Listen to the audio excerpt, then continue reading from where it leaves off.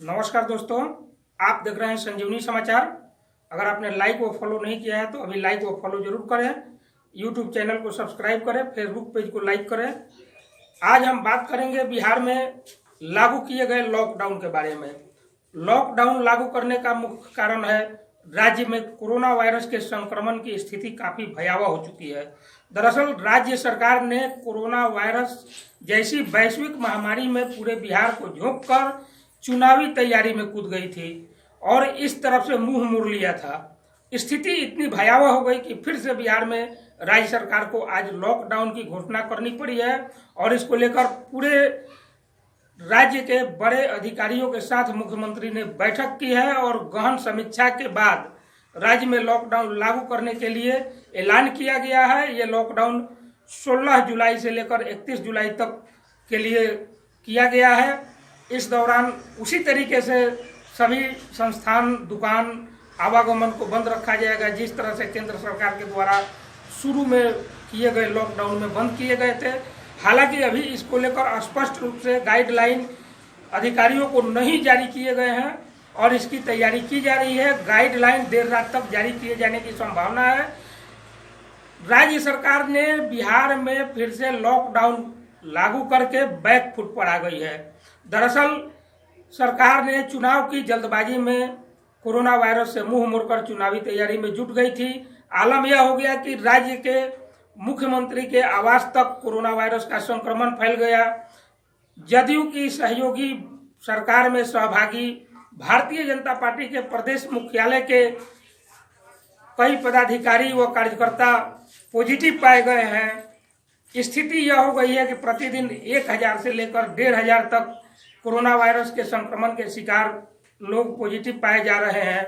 इसको लेकर विपक्ष का हमला लगातार बढ़ गया था। विपक्ष के हमलावर स्थिति से सरकार बैक फुट पर आ गई है और सरकार को फिर से वापस आकर लॉकडाउन की घोषणा करनी पड़ी है और लॉकडाउन लागू करने के बाद सरकार की छीछा लेदर शुरू हो गई है और बिहार में विपक्ष के नेता अब इसको लेकर लंबे चौड़े बयान देने लगे हैं और राजनीति भी इसके साथ ही गर्म हो गई है।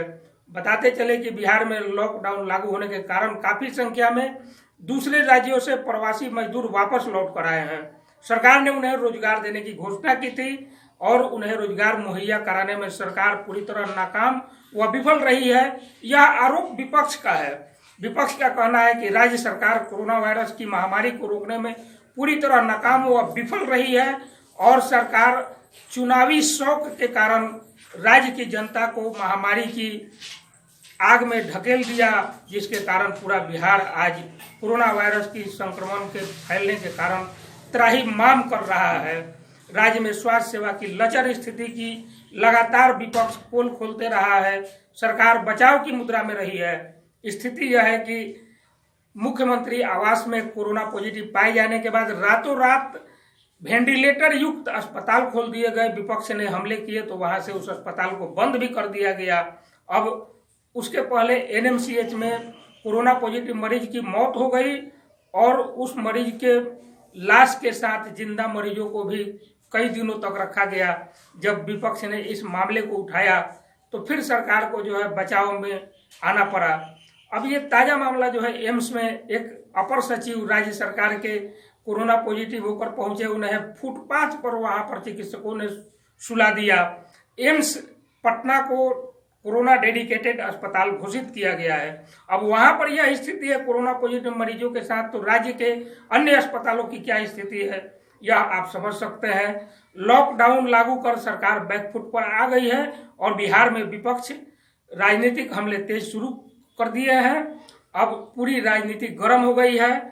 देखिए सरकार क्या क्या इसको लेकर दिशा निर्देश जारी करती है। लॉकडाउन में क्या खुलेंगे, क्या बंद रहेंगे, क्या चलेगा, क्या नहीं चलेगा, इसके लिए गाइडलाइन तैयार करने का काम अधिकारियों ने शुरू कर दिया है। देर रात तक गाइडलाइन भी जारी कर दिए जाएंगे। तत्कालिक सूचना के अनुसार राज्य में 16 जुलाई से लेकर 31 जुलाई तक लॉकडाउन लागू किया जाएगा और राज्य के सभी जिलाधिकारियों, सभी पुलिस अधीक्षकों को आवश्यक दिशा निर्देश दे दिए गए हैं। कल से लॉकडाउन का अनुपालन शुरू कराने के लिए इसकी कवायद राज्य के सभी जिले में शुरू कर दी गई है। हालांकि उन्हें गाइडलाइन अभी नहीं मिला है, गाइडलाइन की इंतजार कर रहे हैं अधिकारी, और आधिकारिक रूप से गाइडलाइन जारी होने के बाद ही लॉकडाउन को लेकर स्पष्ट रूप से परिस्थितियां सामने आएगी। धन्यवाद। आप संजीवनी समाचार के साथ जुड़े रहें, बने रहें और हमारे यूट्यूब चैनल को सब्सक्राइब जरूर करें और हमारा नोटिफिकेशन पाने के लिए कॉल बेल जरूर दबाएं। फेसबुक पेज पर भी हमें लाइक व फॉलो करें। धन्यवाद।